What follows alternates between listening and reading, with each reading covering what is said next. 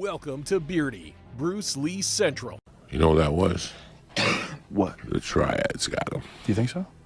You really do? You know those people, they're Sicilian, dog. Listen, you know what? I'm going to kill you and your son. Really? And they did it. That's what it is? 'Cause I'd heard that Bruce Lee died from some sort of an allergic reaction to a drug or... People don't understand. We're a little too young for it, but people don't understand what an impact Bruce Lee had when he was doing the Green Hornet. When people saw him do martial arts moves the way he did on screen, like people wanted to, I mean, you have to think about how many people would watch a TV show back then. Like if you had a TV show, there's only like 3 different things to watch, right? Like if you had a TV show, you had the entire country watching one of 3 things. And if you had a big show like the Green Hornet was. The Green Hornet aired on Sunday nights. So it was like stealing. When I was having dinner with Chuck, I did ask him, I said, if you and Bruce were in a real fight to the death, who would win? And he, without thinking, he said, Bruce, of course. Right. Nobody could beat him. Hey everybody, it's Birdie here. What's going on, guys? Okay, so a few years ago, I made a video about Bruce Lee's cause of death. And the video got tons of views, and I got a lot of love and support from you guys. And so from the bottom of my heart, I want to thank you for supporting me and for supporting the channel. Now, the most surprising part of me releasing that video was that I got contacted by the medical community. I got contacted by physicians, a biologist, and a professor of neurology. Now, they listened to the video and they saw the same symptoms that I was talking about in my video in their patients. Now, they all agreed with me that the most probable cause of Bruce Lee's death was the one that I talked about in my video. But in 50 years, a lot of progress has been made in biology, in neurology, and now we know a lot more about the brain in general. So me and the professor, we emailed back and forth for a long time, talking about Bruce Lee, talking about his symptoms, and it turns out that this neurologist had seen a lot of the same symptoms in his patients, and especially in his patients that were bodybuilders, extreme athletes, or strongmen. He saw them get headaches and fainting and having bleedings, brain edemas, etc., etc. So it sounds like exactly what happened to Bruce Lee. And so that's why he decided to contact me, because he saw the same things happen to his patients that were extreme athletes. Now, he sent me some research paper that's recently been done on the brain and on brain edemas. And this is the conclusion. Brain edema formation after intracerebral hemorrhage, ICH, causes herniation-related death and severe neurological deficits. So there you go, guys.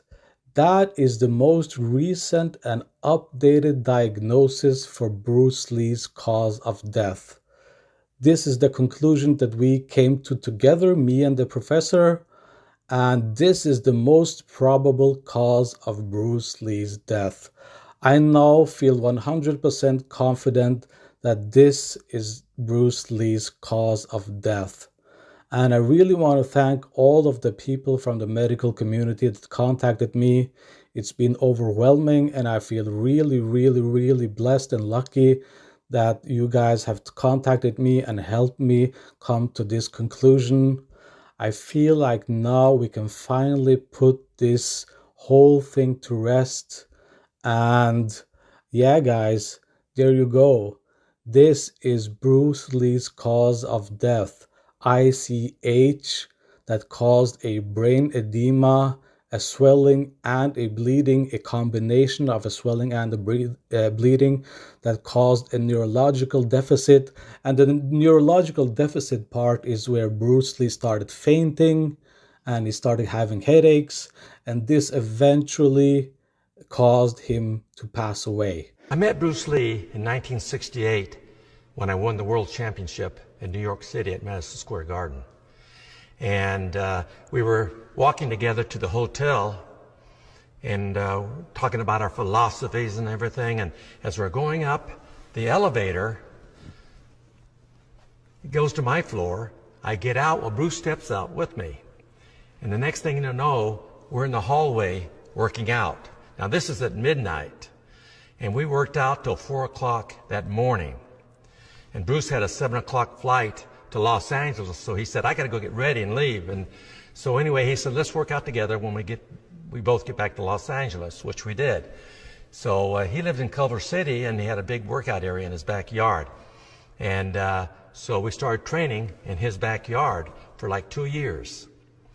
And Bruce had different philosophies at that time than I did. And he said, I believe in only kicking below the waist. I believe you shouldn't go any higher than the waist. And I said, well, that's good and it's bad, Bruce. You should be able to have the ability to kick anywhere. And that way, if you only want to go low, that's fine. But if there's an opening high, then you should be able to take advantage of it.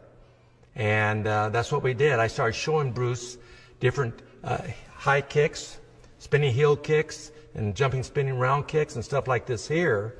And I said, look, Bruce, that's great. Kick somebody in the groin. But why not kick him up in the face too? Why not? Why not do the same thing? And so anyway, he started showing me the sticky hands, which are close-in type fighting, which was really great to learn. And then I started showing him all the various high kicks, and he really fell in love with them. And he became so good after about 6 months, he could do them just about as well as I could. And then, like I say, Bruce left for Hong Kong soon after to pursue his movie career. And I didn't hear from him for like 2 years. Then out of the blue, he calls me. He says, Chuck, I've done 2 movies, and they're really successful in Hong Kong. He said, I want to do a movie now with a fight scene that everyone will remember. And I want to do the fight scene in the Colosseum in Rome, and I want you to be my opponent. And kiddingly, I said, well, Bruce, who wins this fight? And he says, I win. I'm the star of this movie. And at that time, I held the world title. And I said, oh, I see. You want to beat the world champion, huh? He says, no. He said, I want to kill the world champion. So anyway, I thought, well, it'd break up the monotony from teaching all the time. So I went to Rome and did the movie with him. And he said, look, I'm not going to make you out to be a bad guy. He said, I will kill you, but when I lay you down, I'm going to put your uniform, karate uniform on you, and put your belt across. So that way it looks like 2 gladiators combating each other. Bruce came to New York when I fought for the world title at Madison Square Garden in 1968. And we decided to start working out together in Los Angeles, which we did for over 2 years. And then he left for Hong Kong to pursue his movie career. And I didn't hear from him for like 2 years. And then out of the blue, he calls me. He says, Chuck, I've done 2 movies in Hong Kong, and they're very successful. I want to do a movie now with a fight scene that everyone will remember. And I want to do it in the Colosseum in Rome, like 2 gladiators fighting. And I want you to be my opponent.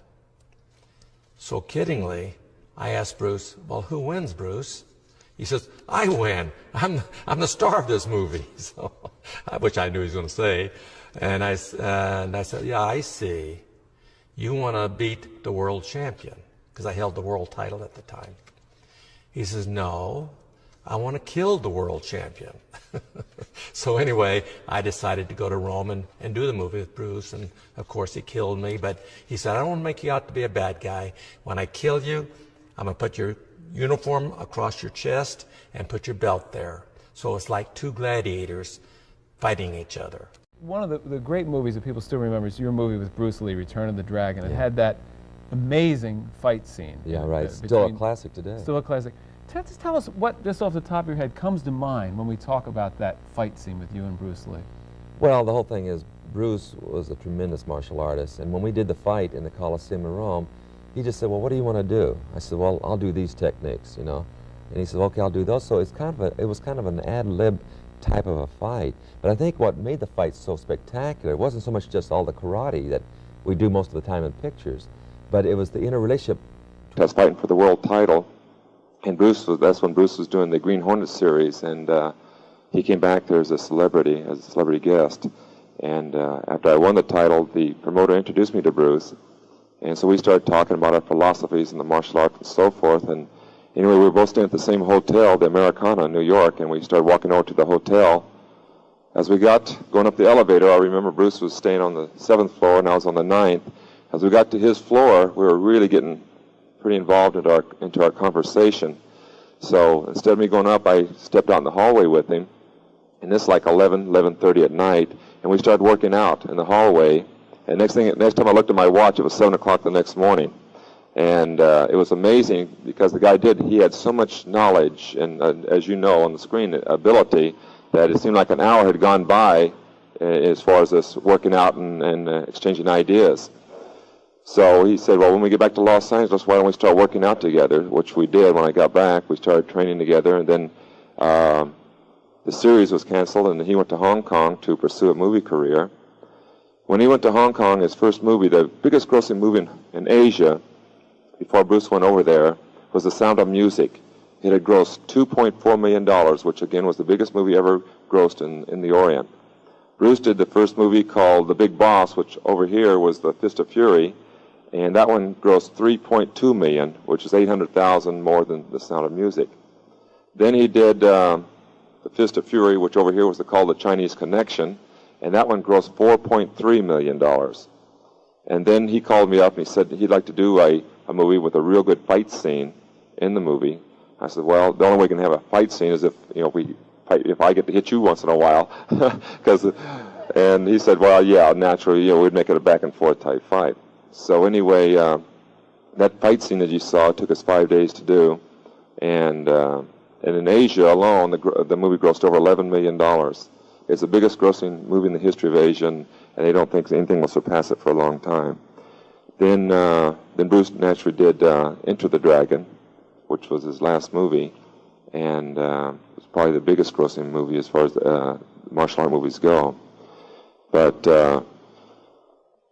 Bruce was 32 years old. Let me explain something about his death too, because there's, I guess, so many rumors that are going about how he passed away and so forth, about touch of death and drugs and so forth. And so I'd like to clarify that before we go on with the demonstration.